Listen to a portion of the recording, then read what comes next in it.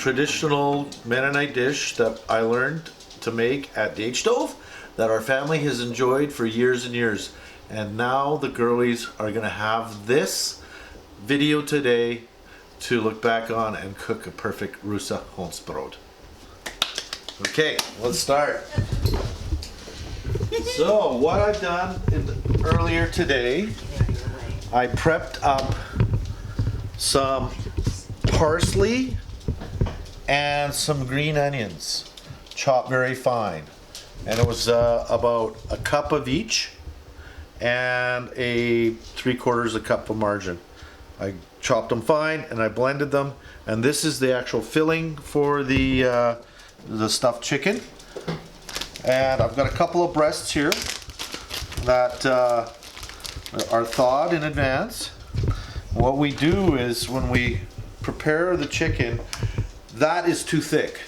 You can't wrap anything with it. So there's a little line here on the chicken breast, and I've got an extremely sharp knife. What I do is I take my fingers, curl them, and then I just go very quick little strokes and I pull. You can, because there's a little bit of resistance, and then what that does, it stretches the meat, and we have a nice thin piece here.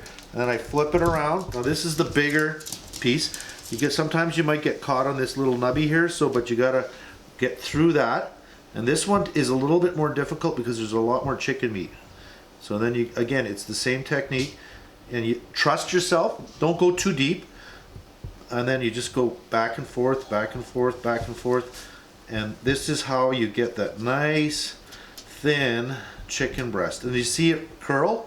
I'll put my fingers here now, and then I'll cut a little thing, and then I'll go back and forth, and then it doesn't have to be perfect. If you have a hole, it's okay, because when you make these balls, you've got some room for error, and you can fix it later on.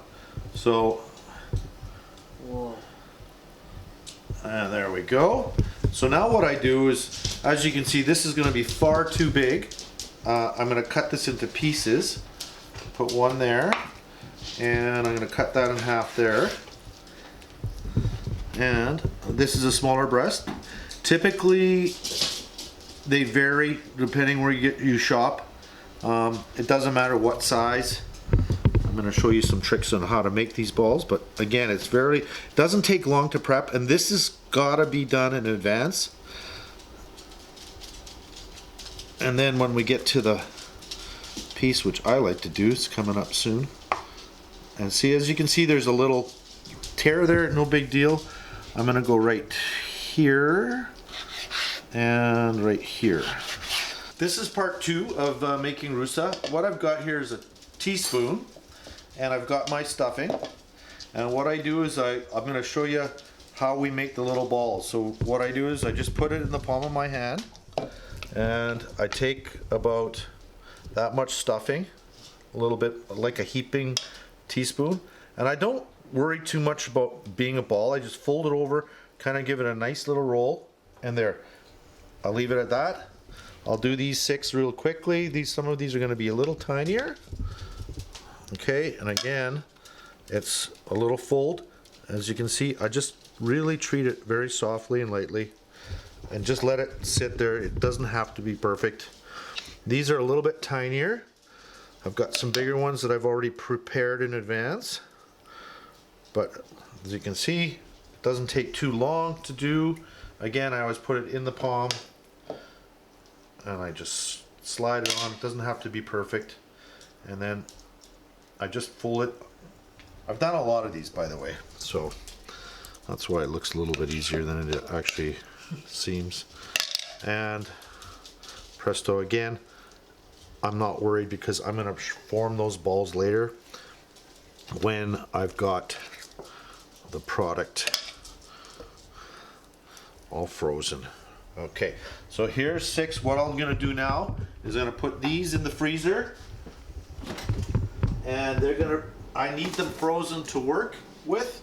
Eventually I have to cook the RUSSA and brown them after they're breaded. So I'm now going to start my canola oil, which I'm using, Canadian canola oil.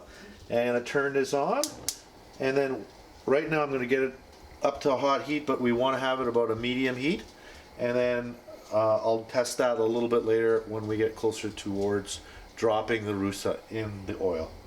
I've prepared some of these breasts in advance. They're already stuffed, and I freeze them down. The reason I freeze them down is it allows me to shape them without losing the strength in the chicken. It keeps its shape much better. So what I'm gonna do first of all, I'm just using a straight flour dredge. I'm just gonna get them. This is just so we can have everything tack on to the egg bath and the breading. You can stick onto this. It's okay, you can always dash it off. You don't have to be very clean here. You'll see these breasts are a little bit soft, and let's say you've got them overnight where you've frozen them solid. You have to make sure that they're not too hard, because you won't be able to form them. So there's a little bit of give there. And some of these I used a whole bunch of different like little pieces and little butt ends of chicken, and I made these balls, and you can see that they're going to be fine as we move forward. I'm going fairly quick here because I don't want to get the chicken to get too soft.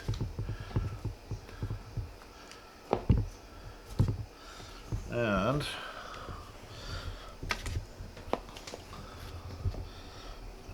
almost. And this one's got multiple pieces of chicken in it, and it's not your like one of those one piecers. So that's an example of one. Now what I've done is I've just straight eggs. Got about a dozen in here today because we're doing a fair bit of. I whisked them up. I mean, I could whisk it, but it's already been done. And here is the fun part. So I do this one at a time. I've got some fresh breadcrumbs right from the bakery. I'll take one at a time. This is where you get really goopy and messy, but that's okay. And then I'll roll it. Now what I do is I'll take this hand, and now I'm just gonna, I'll go like this. I'll grab more breadcrumbs, and eventually you get a ball, which is kind of cool. And then again, I drop it in there,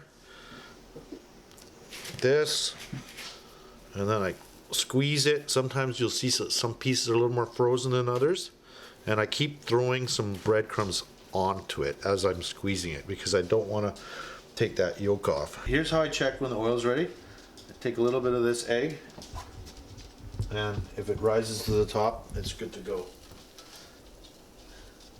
And I don't like to cook this on a high heat, so we're going to just drop them in softly, and the volume of the chicken will eventually raise the oil high enough to cover the balls. And this is where you just got to be patient. Now you drop them in just nice and softly. You don't want a high aggressive oil heat here. Probably some room.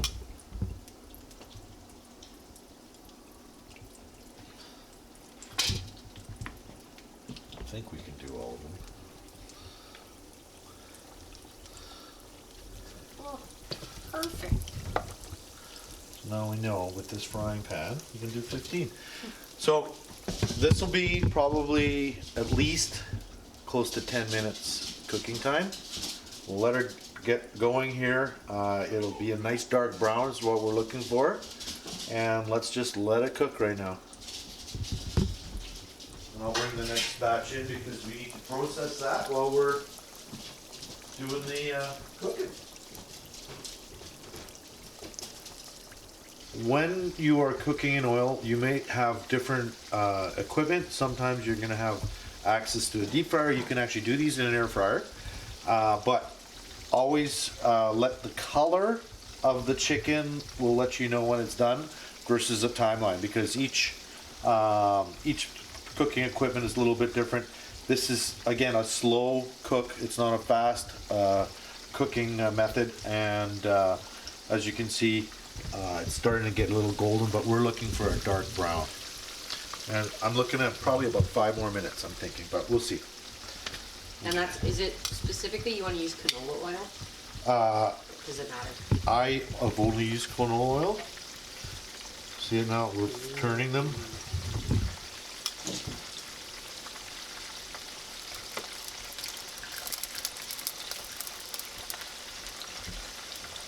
This is the first batch. It looks like we've got some good color now. As you can see, we've got a nice golden brown there. If you have old oil, which you don't want to cook in, it would be much darker. So this is fresh oil, so you're going to have a nice light color. And we always want to put it on some paper towel. Let some of that excess grease drip off. Doesn't matter, you'll see some of the stuffing does come out in the cooking. That's okay. As long as you've got a low heat, everything's fine. So now we're going to start making the onion mushroom white sauce for the chicken. We've got our dinner portion tonight ready to go. So we'll leave that there. The chicken's already cooked. It's just resting. And what we're going to do is I'm going to show you actually how to cut an onion. So I like to, as you can see, my fingers are all bent at an angle like that. That's to avoid getting them in front of the blade. I'm cutting both the ends off, get rid of some of that excess stuff. I'll take this slowly. You can, if you're not careful, I'll take that back peel, take off the main peel. And what I like is when I do it, I cut it down like that, and I let very thin slices. So that's going to go in our frying pan, and we're going to saute that until it's clear and translucent. And then the same thing with the mushrooms. We're going to go like this, and I like to get them very thin. Again, you see how my fingers are bent? That way you're safe. Got a cube of butter in here. I've got my mushrooms in there, and I'm going to turn this on, and we're going to let it go. And right now we have to be patient. We're going to let the onions caramelize, mushrooms kind of give off their flavors. We want to get that dark caramelization because that gives flavor to the white sauce. Now the second part is I've got a pot of whipped cream. That's the thickest, the most Mennonite thing in the world, and a 2/3 of a pound of butter in there. And what I'm going to do, I'm going to add a little bit of seasoning to it. We're going to do a little bit of pepper, just a touch. Pepper wasn't a big deal with the Mennonite cooking, but a little bit just for flavor. You're going to need a little salt. And sometimes I do it a little bit differently, so I'll do about a teaspoon of salt. And again, now we're going to let it reduce. So I'm going to turn this up a little higher until I get a slight boil on that. And let it simmer, and that way, and then I'll be stirring that often. The trick to a good white sauce is there is some patience involved. We're getting it right now, if you look closely, at a nice light simmer. So every 2 or 3 minutes I'm going to go around the outside with a spatula, get some of that thickening sauce back in there, stir it. I'm going to leave that open, I won't cover it, and I'll put that down. Also, again, we're looking at the mushrooms and onions. As you can see, they're starting to soften up and reduce. This is looking good, and I think both of them will be ready at the same time. Now I'm going to do a little quick thickening the sauce. I'm adding cream and butter to the mushrooms and onions, and this way it'll thicken a little bit quicker now. And it'll also get that wonderful caramelized flavor. You see how that browns? That's getting it right off the frying pan. All the goodness is going in the sauce right now. And we're going to let that cook down for probably about a minute. So now what I would like to do is I like to put the sauce on the fully cooked chicken. Just add it like that. And then we're going to stick it in the oven at 350 degrees. You notice I'm spatulaing all this goodness. I don't want to miss any of that great flavors of the mushrooms and onions. It's ready to go, but I like to get a little bit of that sauce. Oven's at 350. We're gonna do a 10-minute timer. And Bob's your uncle. Taking it out of the oven.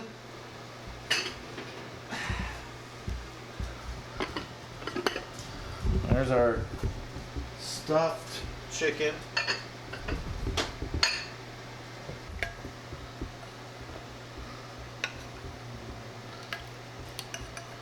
Some mushrooms. Some goodness.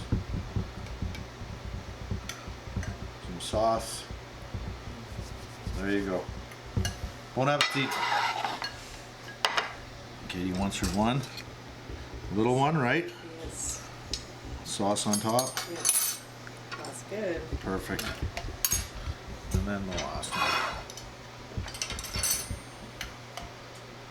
And there's lots of sauce here if you want. It smells really good. I like cutting it up and letting it absorb.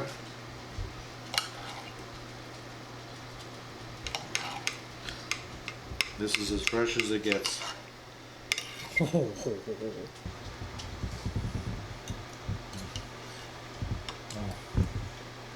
Now, RUSSA! I'm so excited.